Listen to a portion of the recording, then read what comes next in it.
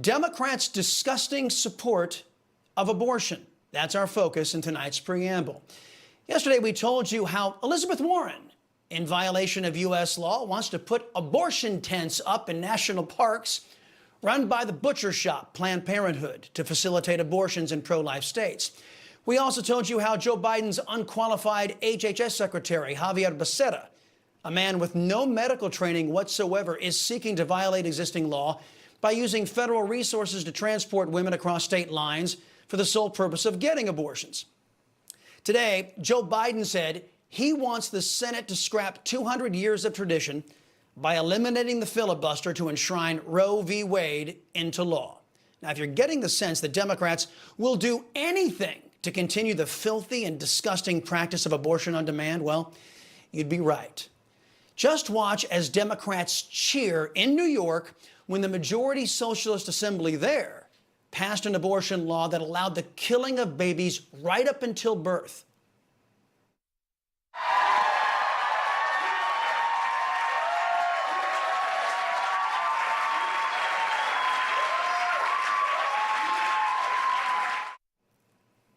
Wow. They applauded third trimester abortions. But hearing me say third trimester abortions doesn't adequately describe the scope of inhumanity that Democrats are pushing. You saw leftists there cheering a third trimester abortion, the killing of a fully grown and fully formed baby. Now, what does a Democrat second trimester abortion entail? Well, for that answer, we go to a congressional hearing some years ago when an actual doctor, OBGYN Dr. Anthony Levantino, revealed to the world part of what Democrats are cheering for. Second trimester D&E abortions performed between roughly 14 and 24 weeks of gestation. Your patient today is 17 years old. She's 22 weeks pregnant.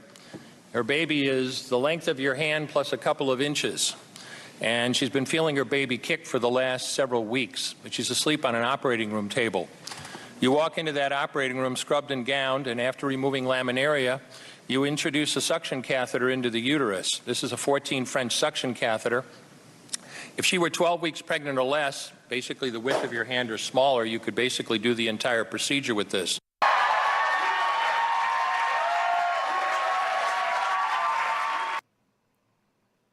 Next, Dr. Levantino describes the barbaric second trimester procedure that Joe Biden and his anti-life Democrats want to make law. After suctioning the amniotic fluid out from around the baby, you introduce an instrument called a Sofer clamp. It's about 13 inches long. It's made of stainless steel. The business end of this clamp is about 2.5 inches long and a half-inch wide. There are rows of sharp teeth. This is a grasping instrument. When it gets a hold of something, it does not let go. A D&E procedure is a blind abortion, so picture yourself introducing this and grabbing anything you can blindly and pull, and I do mean hard, and out pops a leg about that big, which you put down on the table next to you.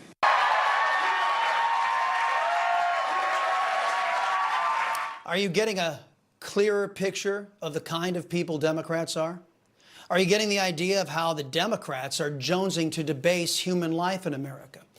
Dr. Levantino has a little bit more to tell America. Watch. Use this instrument again and again to tear out the spine, the intestines, the heart and lungs. Head on the baby that size is about the size of a large plum.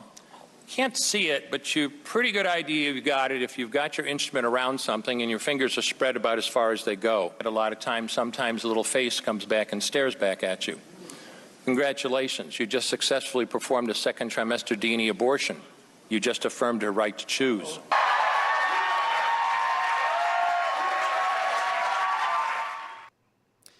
This is the unvarnished reality of what Democrats are fighting so hard to keep legal in all 50 states. Again, that was a second trimester abortion.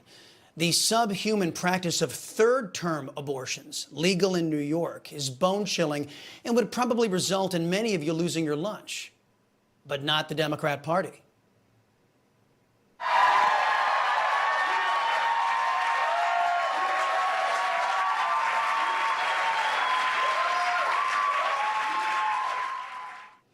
Those right there, Democrat values. Are they your values? Nancy Pelosi, a fake Catholic, is one of the biggest supporters of abortion on demand. She often cites the Catholic faith while she's justifying the barbaric procedure you just saw described by Dr. Levantino. Nancy Pelosi has allies in the Catholic Church, allies that go all the way to the top, apparently. In a slap in the face to the pro-life movement, Catholic doctrine, and the body, blood, soul, and divinity that we Catholics believe is present in the Holy Eucharist, Pope Francis and his acolytes in Rome made sure that Pelosi received Holy Communion. Despite Pelosi's advocacy for slaughtering the unborn, and despite her heretical use of Catholic doctrine in justifying the sin of abortion on demand. In this Catholic's opinion, Rome and Pope Francis have lost teaching authority with this move, a move I believe is worthy of Judas Iscariot. Allowing the godless left to divide Christ's church on earth is a sin, and we should all be praying for the salvation of the soul of Pope Francis tonight.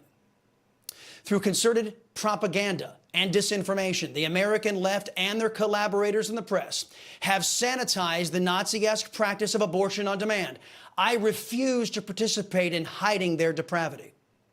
So the next time you hear a leftist, a so-called news person, or even a Republican utter the phrase pro-choice, you remember Dr. Levantino and exactly how barbaric and inhuman that choice is.